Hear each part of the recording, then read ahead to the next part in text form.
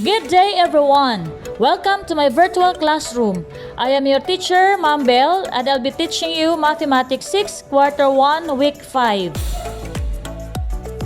In our first lesson, we multiply decimal by whole number. How about if we multiply decimals by another decimals? Let's start our lesson with this example.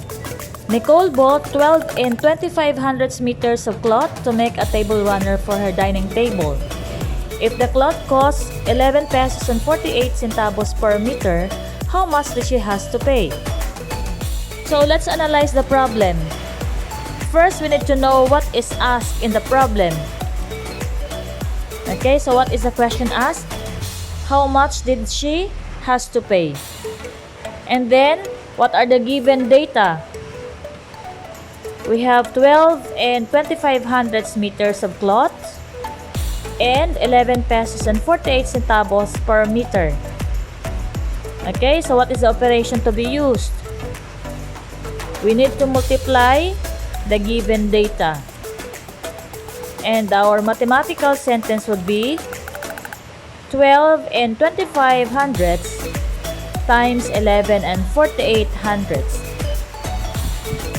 In this case, both factors are decimals. So we have 12 and 25 hundredths and 11 and 48 hundredths.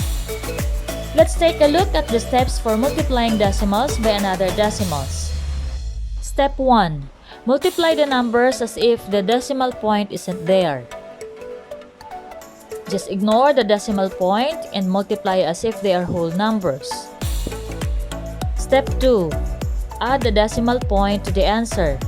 You can determine where to place the decimal point by counting the total number of decimal places in the factors or numbers being multiplied.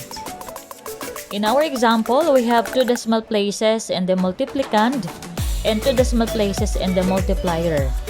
So, we have the total of 4 decimal places. So, let's start multiplying 1,148 by 1,225. So let's start with the 8 in the ones place and multiply 8 by 1,225. 8 times 1,225 is 9,800. 4 times 1,225 is 4,900. 1 times 1,225 is 1,225.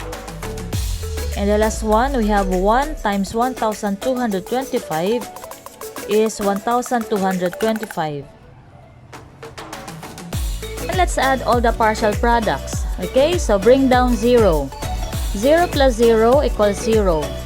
8 plus 0 equals 8. Plus 5 equals 13. Bring down 3, carry 1. 9 plus 9 equals 18. Plus 2 equals 20. Plus 5 is 25, plus carry 1 equals 26. Bring down 6, carry 2. 4 plus 2 equals 6, plus 2 equals 8. Plus carry 2 equals 10. Bring down 0, carry 1. 1 plus 2 equals 3, plus carry 1 equals 4. And bring down 1. So we have the product of 1,406,300. Now let's go back with our original mathematical problem. We have 12 and 25 hundredths times 11 and 48 hundredths. The first factor has 2 decimal places and the second factor has also 2 decimal places. So the product will have 2 plus 2 equals 4 decimal places.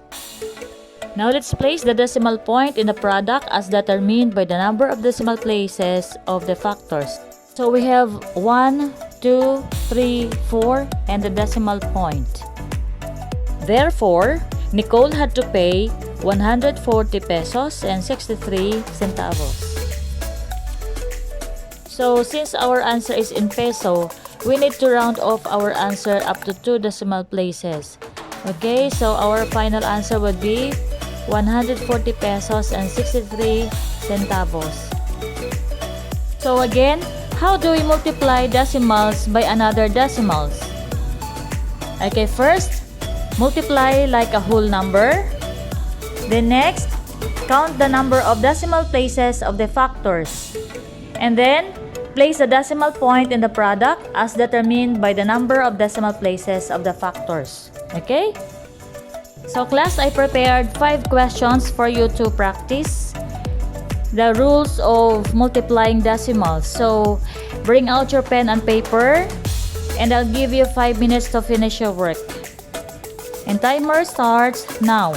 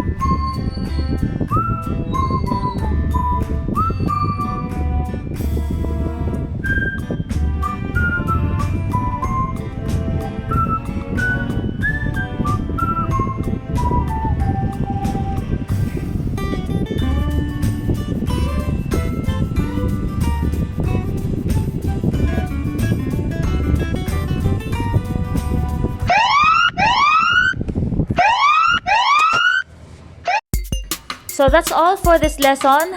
Have a lovely day, everyone. Bye-bye.